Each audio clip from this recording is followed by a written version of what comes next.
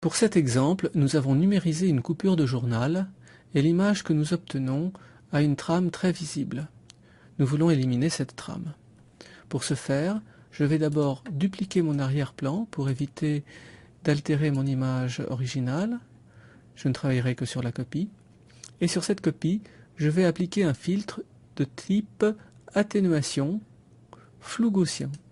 Le flou va faire le détramage, mais si je l'applique trop fortement, l'image va perdre de sa lisibilité, trop faiblement, la trame réapparaît, donc je vais chercher une valeur pour que la trame soit à la limite d'être perçue.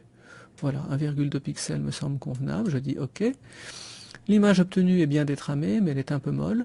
Pour lui donner un peu de punch, je peux appliquer un autre filtre qui sera renforcement, accentuation. Accentuation est un filtre qui va augmenter le contraste de pixel à pixel, donc le micro-contraste de l'image.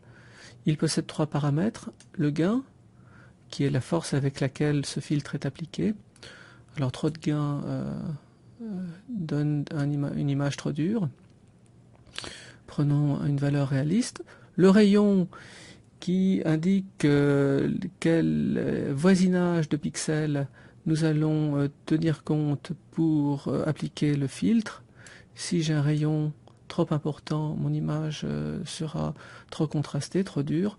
Donc il faut revenir à une valeur plus réaliste. Voilà. Et enfin, dernier paramètre, le seuil qui indique la différence de niveau minimale pour que le filtre soit appliqué. Alors pour de la photo d'architecture où les détails comptent, le niveau 0 peut être utilisé.